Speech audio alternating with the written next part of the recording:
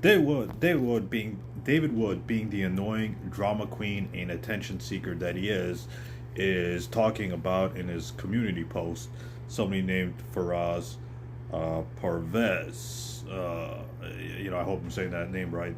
Faraz was a Pakistani Christian who's been sentenced to death for blasphemy in Pakistan.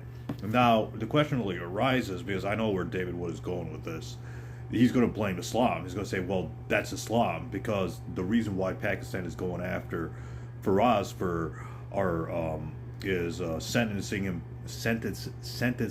to death is because of Islamic law. Because Islamic law, according to David Wood, Islamic law calls for death for blasphemers. But I want to ask, where in the Quran, Islam's biggest, Islam's highest authority, where in the Quran does it say kill blasphemers? Where does it say it? Nor does it say it.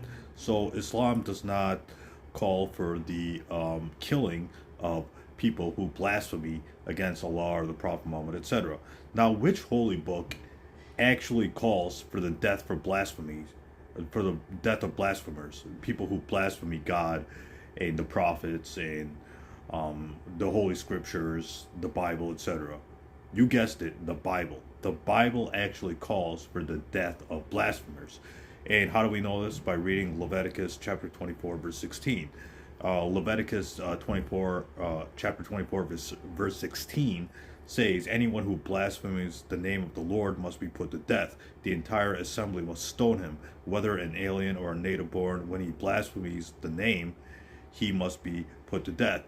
So Leviticus chapter 24, verse 16 is calling for the death penalty for people who blaspheme against God, the prophets, the holy scriptures, whatever. So Leviticus 24, chapter 24, verse 16 calls on the death for blasphemy. So if Pakistan is following any religious law, it's following the Bible.